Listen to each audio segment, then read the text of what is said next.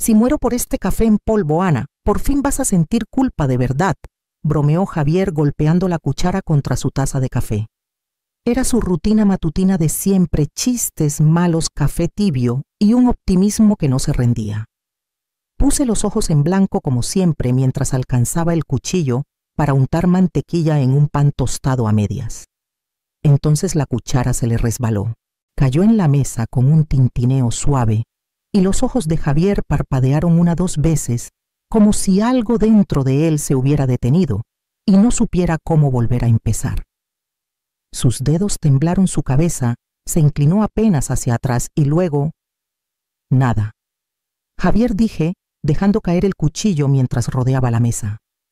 Seguía en la silla, los hombros hundidos de forma extraña, la boca entreabierta. Javier. No hubo respuesta, solo quietud. Y el zumbido suave del ventilador del techo, que de repente sonó como un tren de carga. Con manos temblorosas, busqué el teléfono, marqué el 911 y me arrodillé junto a él. La voz de la operadora era calma, profesional. La mía no. Hice lo que me indicaron con presiones: contar, esperar. Pero al tocar su mano, lo supe. Ya estaba frío. Cuando llegaron los paramédicos, la cocina se convirtió en un campo de batalla de sonidos que no podía procesar palabras como masivo, irreversible, no resucitar. Asentí sin entender nada. Luego lo cubrieron y todo quedó en silencio. Me senté en el sofá con el teléfono en la mano. Mi dedo pulgar flotó sobre un nombre: Luis. Nuestro único hijo. Sonó 5 veces antes de que contestara. Hola, mamá. ¿Todo bien? Tomé aire. Luis es papá. Colapsó, se fue. Hubo una pausa, larga. Luego, hoy es el cumpleaños de Brenda. ¿Puedo llamarte luego? El aire se me escapó de los pulmones. Tiene planeado un brunch bien chido, añadió como si eso lo explicara todo. No respondí. No lloré. Solo bajé el teléfono y terminé la llamada. La casa quedó en silencio, otra vez demasiado silencio. La mantequilla se derretía junto a la taza vacía. Y Javier seguía en esa silla como si pudiera despertar si solo esperaba lo suficiente. Pero no lo haría. Y al parecer Luis tampoco. La funeraria olía a flores viejas y dolor pulido. Estaba junto al ataúd de Javier en la primera fila, mientras el sacerdote hablaba de devoción de un hombre que nunca se perdía una comida dominical, que construía casitas para pájaros solo para sentirse útil, que no salía de casa sin darme un beso en la mejilla. Pero lo único que podía escuchar era el espacio vacío donde debería haber estado nuestro hijo. ¿Dónde está Luis?, susurró alguien detrás de mí. No me giré. Francisco, un viejo amigo de la Universidad de Javier, se acercó justo antes de que comenzara el servicio y murmuró: Pensé que tu muchacho estaría aquí al frente. Asentí como si eso no me hubiera destrozado ya 2 veces. Cuando llamé la noche anterior para confirmar la hora del funeral, Brenda contestó. Su voz era alegre, ensayada. Luis todavía lo está pensando, dijo. Ya reservamos un fin de semana en Puerto Vallarta para mi cumpleaños y las multas por cancelar están medio pesadas tan cerca de la fecha. Lo dijo como si hablara de una clase de yoga, como si el duelo pudiera esperar su turno. Solo trato de mantener las cosas ligeras, añadió, por mi salud mental. No discutí, no supliqué.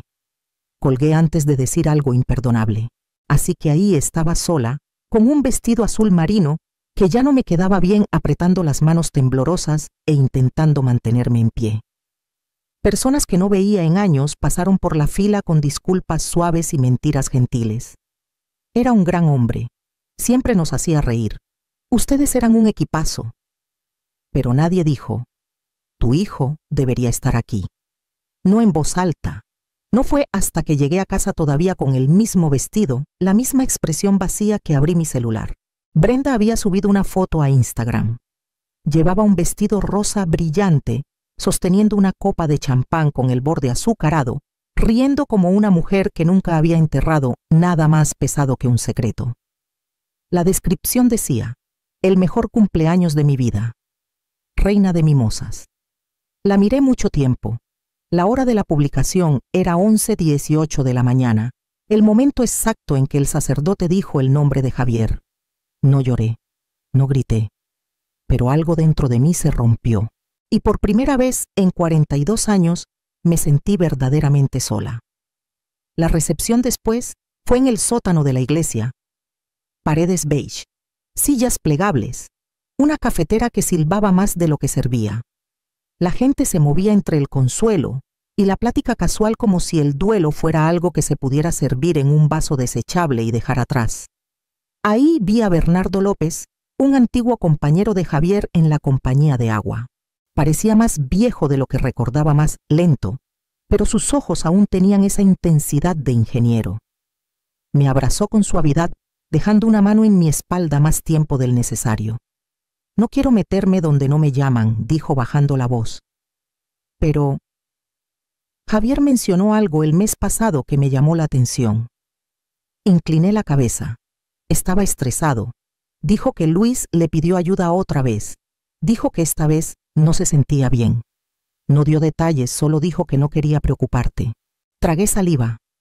No sabía nada, dije. Bernardo asintió como si eso confirmara algo. Me lo imaginé.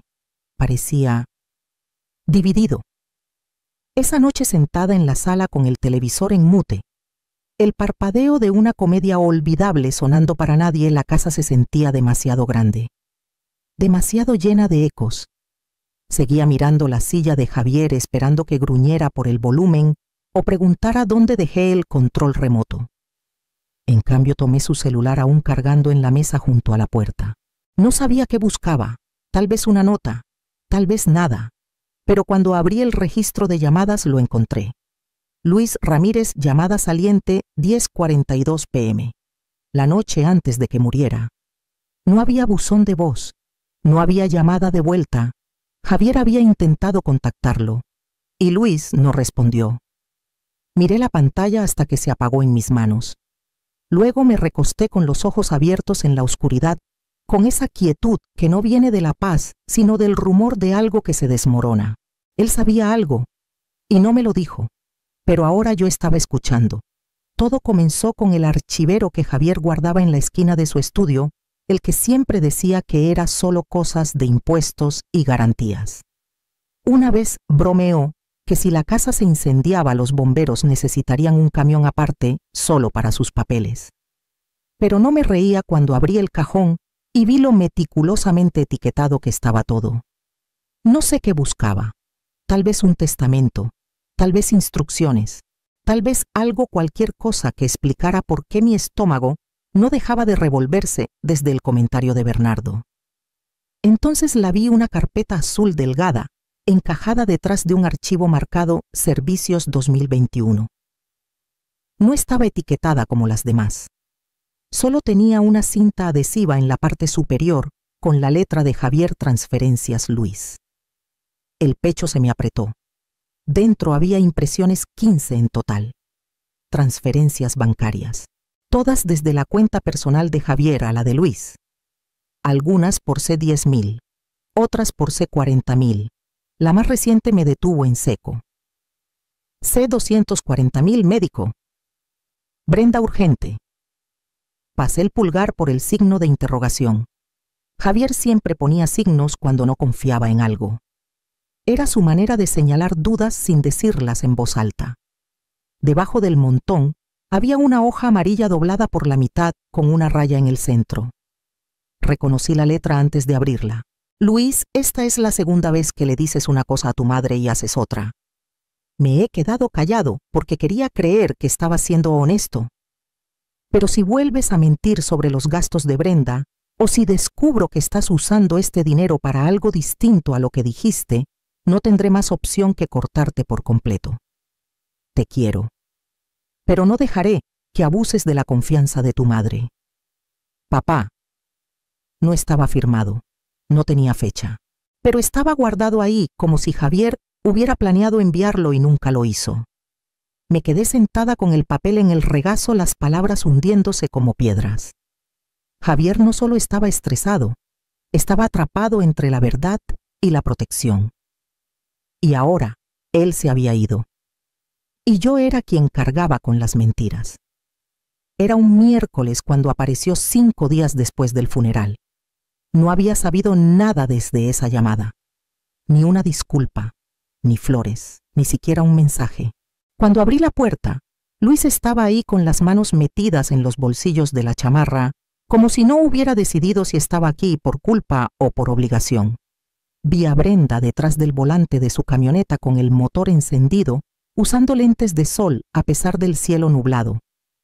Ni siquiera levantó la vista. Mamá dijo Luis como si fuera un saludo y no una súplica. Me hice a un lado. Pasa. Nos movimos a la sala. La silla de Javier seguía intacta. No había tocado ni la taza de café. Luis evitó mirarla. ¿Quieres café?, pregunté por costumbre. Negó con la cabeza y se sentó en el borde del sofá, como alguien esperando malas noticias. Mónica piensa que debía haber venido antes, dijo. Claro no, que él debió haber venido antes, Mónica piensa. Dejé que el silencio se alargara. He querido llamar. Es que ha sido mucho. Asentí lentamente. Mi celular ya estaba grabando en el bolsillo de mi cardigan. No porque planeara usarlo, sino porque no confiaba en recordar sus palabras exactas después. No confiaba en que no cambiaría la historia si las cosas se ponían feas. ¿Sabías que tu papá intentó llamarte la noche antes de morir?, pregunté con voz calmada. Dio un respingo, un movimiento rápido en la mandíbula, luego un encogimiento de hombros. Tenía el celular en silencio. Estábamos fuera. Brenda planeó algo sorpresa. Cena amigos. No pensé que fuera serio. No reaccioné. No le debía consuelo. ¿No pensaste que tu papá era serio? Miró hacia otro lado frotándose las manos. No dijo nada de estar enfermo. Tú tampoco. Mi mano alcanzó la carpeta azul en la mesita. Saqué la carta, la desdoblé y se la di. La leyó. Despacio. Cuando terminó no habló. Solo se quedó ahí inmóvil. Nunca la envió, dije. Pero lo decía en serio. Luis miró el suelo como si la alfombra pudiera ofrecerle perdón. No lo hizo. Yo tampoco. La oficina de Carlos Aguilar no había cambiado en 20 años. El mismo reloj de pie en la esquina, las mismas sillas de piel que crujían al sentarte, el mismo escritorio de madera pulido por miles de firmas. Levantó la vista cuando entré, quitándose los lentes. Mariana dijo suavemente poniéndose de pie para estrechar mi mano. Lo siento mucho por Javier. Asentí colocando la carpeta azul con cuidado en su escritorio. Gracias, Carlos. Pero no estoy aquí para hablar de Javier hoy. Quiero hablar de lo que sigue. Me estudió un momento y luego señaló una silla. Supongo que no es solo para organizar la herencia. No, dije, deslizando la carpeta hacia él. Es sobre el testamento. Quiero cambiarlo. Completamente. Abrió la carpeta revisando las transferencias, la carta no enviada y mi lista escrita a mano de los bienes, cuentas de ahorro, la casa, la pensión de Javier, incluso el fondo que guardábamos para emergencias. Cuando llegó a la última página donde escribí solo Lila, levantó la vista.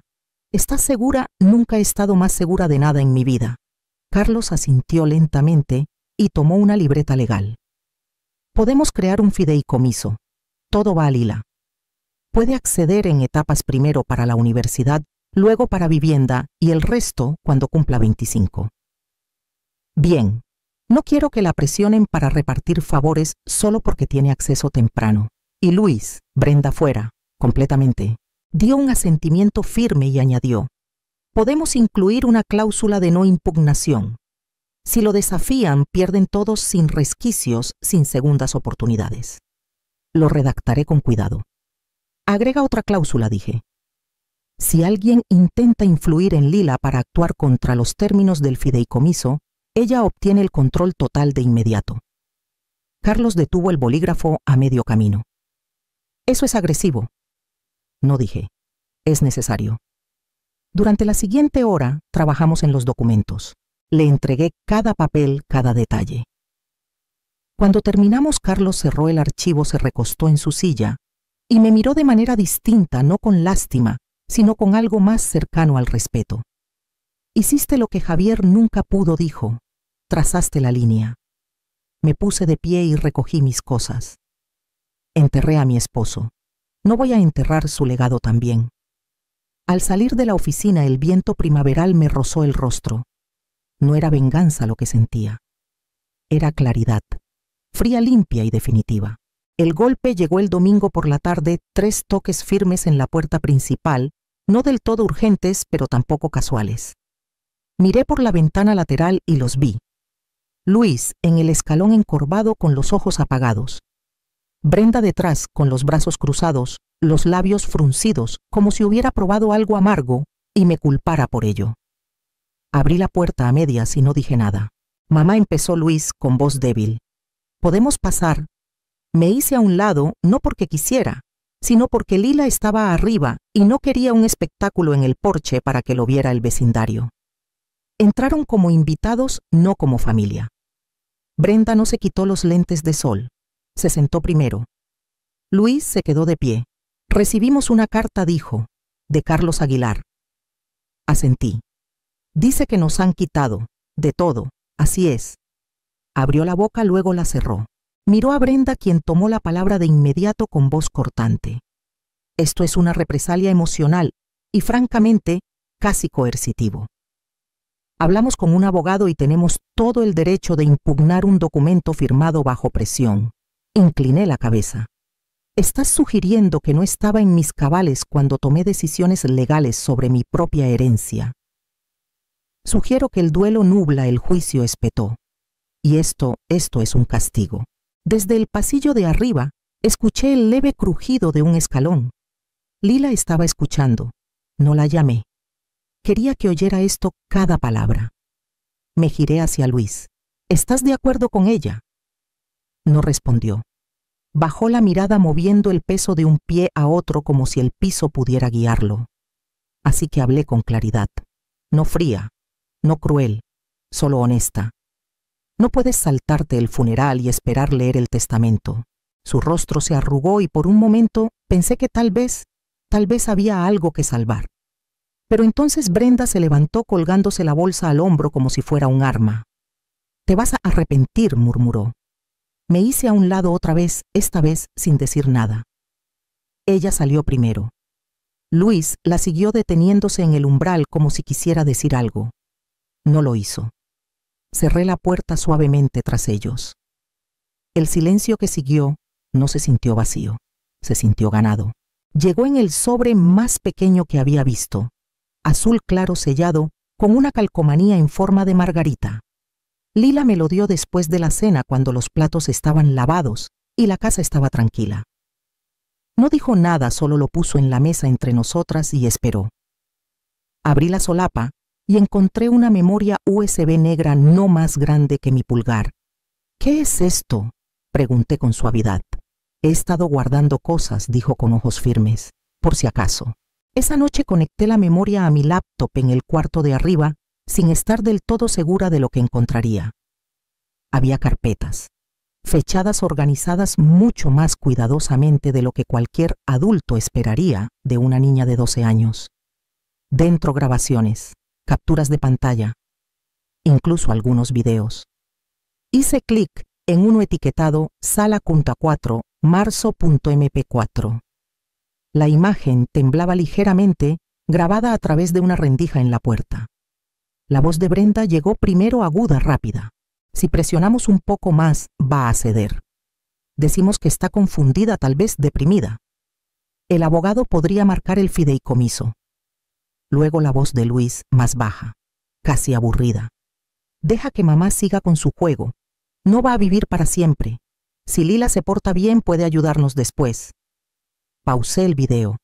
Mis manos temblaban, pero no de sorpresa. De algo más frío, más firme. Revisé otro archivo, una grabación de pantalla de mensajes de Brenda a alguien llamado Mónica, quejándose de la vieja acaparando todo el dinero, y cómo Luis no va a tener agallas a menos que ella muera o yo lo obligue. Y al fondo de todo había un documento titulado Nota para Abu Pste. Abuela no sabía a quién más decírselo. Escucho cosas cuando creen que estoy dormida. Sé que están mintiendo. Te creo. Guardo esto por si alguna vez necesitas ayuda. Con cariño. Lila miré esas palabras por mucho tiempo con la mano aún en el trackpad el cursor congelado. La voz de Javier resonó en mi cabeza, entonces algo que dijo una vez después de ver a Lila construir una ciudad entera de Lego sola. Esa pequeña es más lista de lo que parece. Tenía razón. Ella había observado, había escuchado. Y cuando nadie más se levantó, ella lo hizo. Hice una copia de todo, una para Carlos, otra en mi caja fuerte. Luego me senté sola con la memoria en la mano, dejándola calentarse en mi palma, como si fuera tanto un arma como un regalo. Lila había hecho más que protegerme. Había expuesto la podredumbre y salvado nuestra verdad. La oficina era beige en todas direcciones. Paredes beige, alfombra beige, sillas beige, demasiado suaves para ser cómodas. Era el tipo de lugar diseñado para sentirse neutral, pero apestaba a tensión.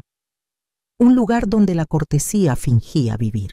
Carlos y yo nos sentamos en un lado de la mesa de vidrio larga. Luis y Brenda en el otro.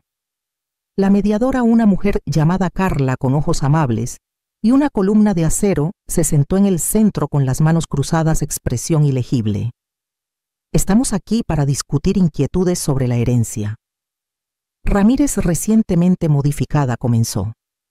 Mantengamos esto profesional. Brenda intervino antes que nadie. Todo este fideicomiso se reescribió en medio de un trauma emocional. Mariana está de luto. No estaba en el estado mental adecuado. No dije nada. Solo saqué la carpeta que Carlos y yo preparamos y se la di a Carla. Por favor, revisen esto, dijo Carlos con calma. Dentro estaban las transferencias bancarias, la carta no enviada, las capturas de pantalla, la memoria USB. Carla conectó la memoria a una laptop segura y revisó el contenido en silencio. Cuando sonó la primera grabación, Brenda susurrando, «Si presionamos un poco más, va a ceder». La temperatura en la sala bajó 5 grados. Brenda apretó la mandíbula. Esto es una grabación de una niña. Está fuera de contexto. Carla pausó el video y levantó la vista. De hecho, el contexto es muy claro, y la decisión de tu hija de documentar esto sugiere que entendió mucho más de lo que debería haber necesitado. Luis no dijo una palabra. Solo miró la mesa como si pudiera abrirse y tragárselo entero. El fideicomiso se mantiene, dijo Carla finalmente. Es legalmente sólido y moralmente bueno, no creo que haya mucho que discutir. Brenda se levantó abruptamente, su silla rechinando contra la alfombra. Esto es indignante. Lo es, dije suavemente. ¿O solo es inconveniente para ustedes? Salió furiosa sin decir más. Luis dudó. Luego la siguió aún en silencio. Carla me devolvió la memoria. Es una niña extraordinaria, dijo. Hiciste algo bien. No dije, guardando la memoria en mi bolsa. Ella hizo algo bien. Por primera vez desde el funeral de Javier sentí un tipo diferente de quietud, no silencio, sino resolución.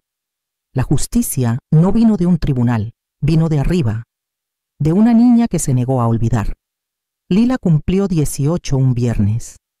Llegó justo después del mediodía con los rizos aún húmedos de la ducha, sin maquillaje, sin pretensiones. Se sentó en la mesa de la cocina donde Javier solía leer el periódico cada mañana y me dio un sobre amarillo doblado, sellado familiar. Esperé para abrirlo, dijo. Quería que estuvieras aquí. Lo abrió despacio, desdoblando las 6 páginas que escribí hace casi 5 años. Vi sus ojos moverse por las palabras, sus labios apretándose, sus manos tensándose ligeramente, mientras leía la verdad que intenté darle sobre su abuelo, sobre su padre, sobre el amor, la traición y el precio de callar demasiado tiempo.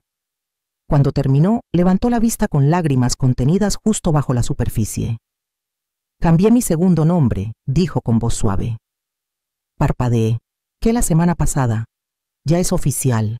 Presenté los papeles yo misma. Sacó un documento legal de su bolsa. Su nuevo nombre completo estaba impreso en negritas en la parte superior, Lila Mariana Ramírez.